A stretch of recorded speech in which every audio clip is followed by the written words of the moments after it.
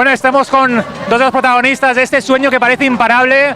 Vicent, Carles, el Chove sigue soñando. Seguimos soñando, estamos ahí en la pelea, hemos conseguido la victoria y a por el siguiente partido, a ver dónde nos toca ir. Pero un partido así, tanta emoción, ¿cómo se vive desde la portería? No, al final es muy difícil, ¿no? Porque las pocas veces que te llegan es cuando tienes que estar y ya lo has visto, ¿no? Mucho duelo, tienes que estar muy pendiente, hablando y la verdad con mucho nervio.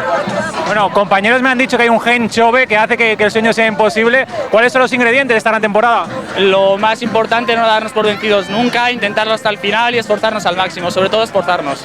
Es muy difícil conseguirlo en el Chove, ¿no? Un poco por el presupuesto que había y además dos hermanos, espectacular, ¿no? ¿Cómo lo estáis viviendo? No, sí, muy contento, al final estamos los dos juntos aquí y conseguir lo que estamos haciendo aquí en el Jove, ¿no?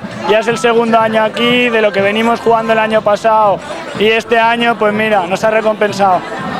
Ahora Mallorca, Salamanca, ¿hay preferencias? Donde haga falta, vamos a competir y a seguir luchando como hasta ahora. Por último, mensaje a la afición para que esa marea roja os dé ese respaldo final en esta eliminatoria final. Pues nada, que sigan viniendo, animándonos como hoy, que eso nos da mucha fuerza para continuar. Ya llevamos muchos partidos y en los últimos minutos se nota el cansancio, pero nos dan la fuerza que nos hace falta. Pues nada, seguir luchando. Muchas gracias.